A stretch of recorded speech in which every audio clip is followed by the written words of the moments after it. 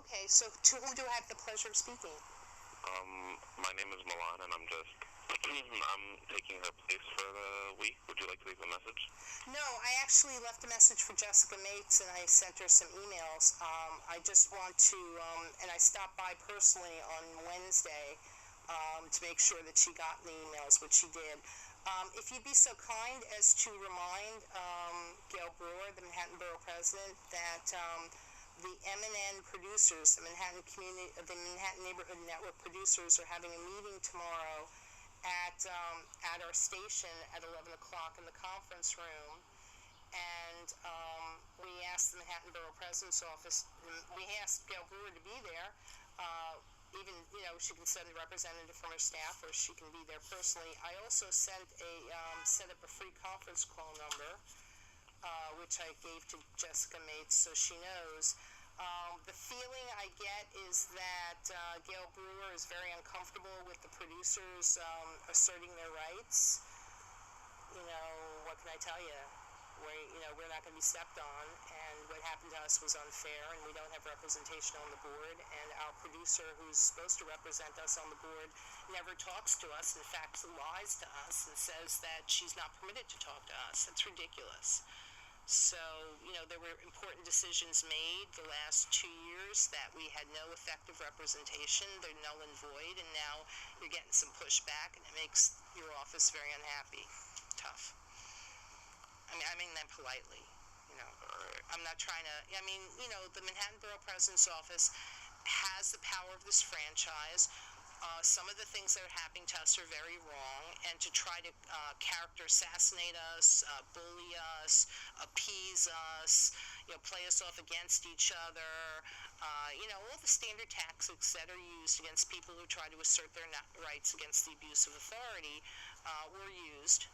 And I was hoping, I guess against hope, that Gail Brewer, who's a powerhouse in the Democratic Party, would do the right thing. And instead, the feedback that I get, and I hope I'm wrong, and I sincerely hope that Gail Brewer proves me wrong, is she has a real opportunity to throw her weight around and be a real hero here. And, some of the issues we brought to her attention were about the violations of civil rights by some producers who had their civil rights violated. They were banned without a fair hearing. One producer did nothing wrong. She just filmed an event on the street that was unflattering to MNN, so the knee-jerk reaction was to ban her. I mean, you're filming an event on the street? Are you serious? I mean, you just killed free speech.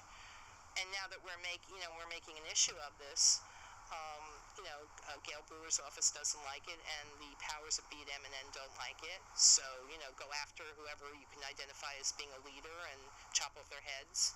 I mean, come on, really. Gail Brewer is better than this. I mean, really, what are we asking her to do? Say you can't ban a producer without a fair hearing?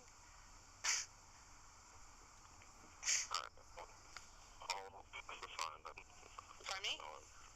Excuse me? I'm sorry, you were just breaking up a little bit.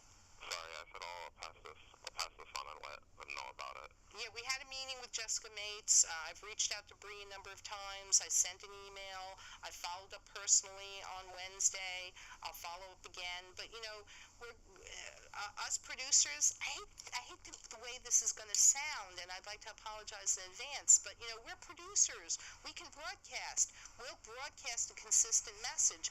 What could we possibly say? The truth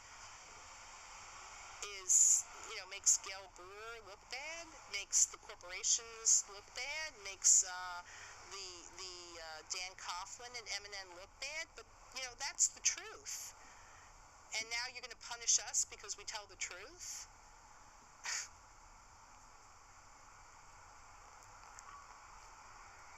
Hello? Hello? Yeah. Yeah. Sorry.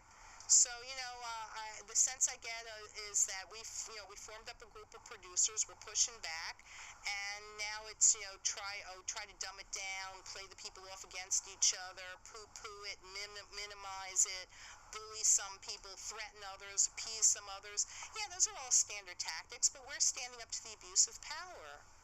And Gail Brewer should be, a hero here. She should be, and I think the timing is excellent because she was just elected, like, most recently or like a year ago. So, she has the only power the Manhattan Borough President's Office has is this franchise. She's supposed to have 2 seats on the board. She can come down like a lioness and say, excuse me, all these contracts that were signed and everything that's being done, all of this was done without the producers having effective representation. We're supposed to have representation on the board, and the person who was appointed on the board never talks to us, doesn't have a meeting, doesn't make a phone call, doesn't do any outreach. They got my phone number, they got my email. I've been around for 2.5 years. I've never heard from our representative on the board. When our producers made good faith efforts to communicate with the board, they were lied to and said, oh, the board's not supposed to talk to you. Oh, please, public access was put there to serve us, the producers. So what's really happening is we're the stooge, we're the front to amass all these materials, the cameras in the studio and the physical location and the bandwidth and the ability to broadcast, and all that's going to be taken private. And guess what? We just caught on.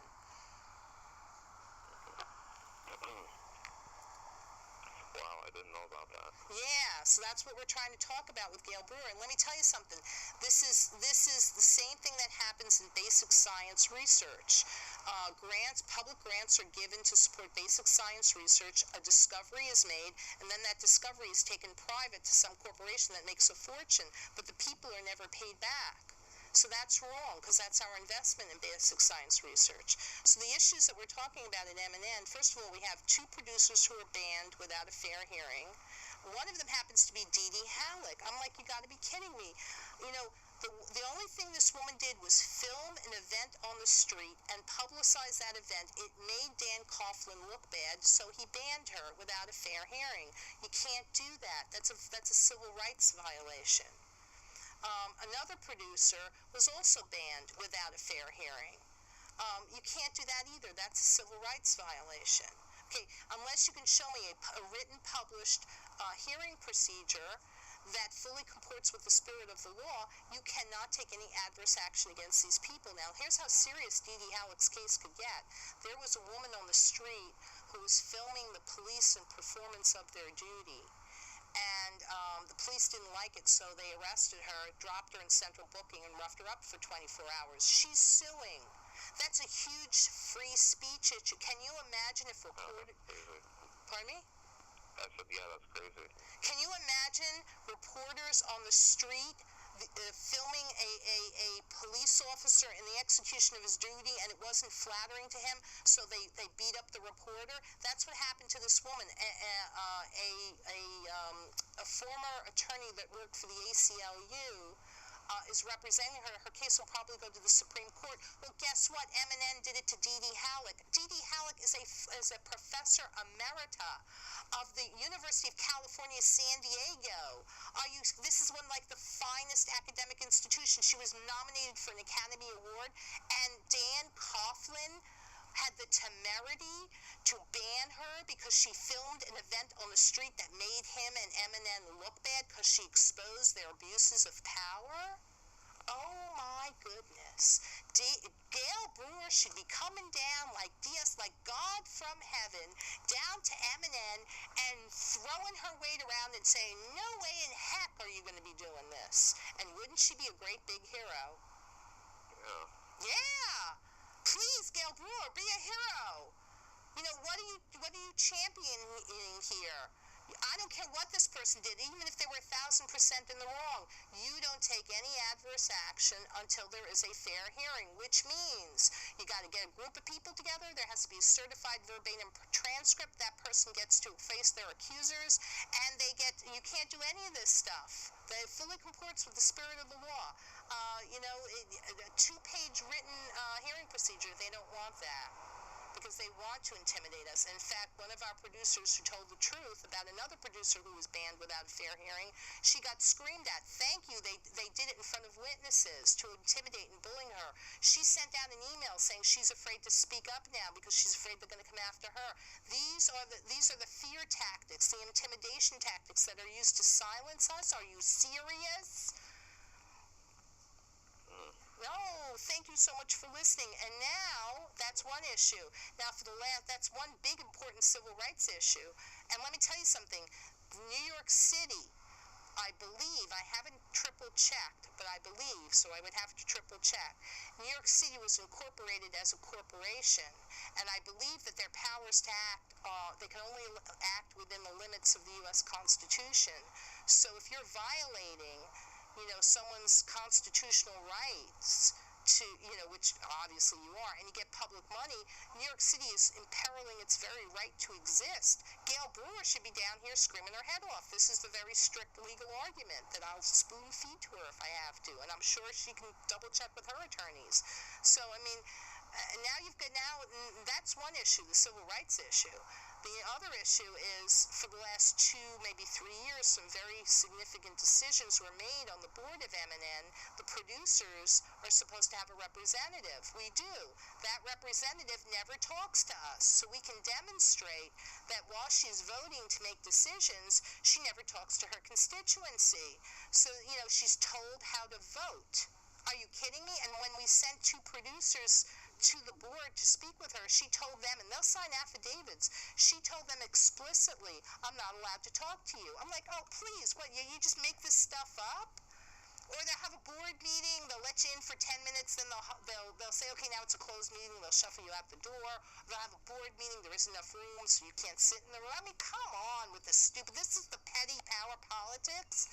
The bottom line is, our representative on the board cannot show over the last 2 years that she held an open public meeting, that she sent an email, that she made a phone call, that she in any way communicated with her constituencies. So all those decisions are null and void. You know how embarrassing this is for the elected officials in New York and for Dan Coughlin, who runs the place? You make contracts with big corporations that are all now null and void, and you look stupid because you're trying to pull a fast one. Because what's really happening here is all the people paid for those cameras, for that building, for the location, for the bandwidth, everybody paid on their Comcast bill. Now all these materials and resources have been amassed. Now if we get rid of the producers, us schmucks, we can take all of those resources private, sell it, nobody will know because everybody will keep their mouth shut and they're all a bunch of dumb bunnies anyway. Wow. Hello, Gale Brewer. Could you please come to our meeting tomorrow? Because we're not going to be silent about this. And by the way, the people that you're picking on, we've been through the mill. There's nothing you can do to us that hasn't already been done. These are our rights to free speech. If we go down, free speech goes down. This is the war. This is the constitutional issue. And we will fight this. And we will not surrender. So please, send Gale Brewer down. All right. Thank you, sir. You're welcome. Bye. Bye.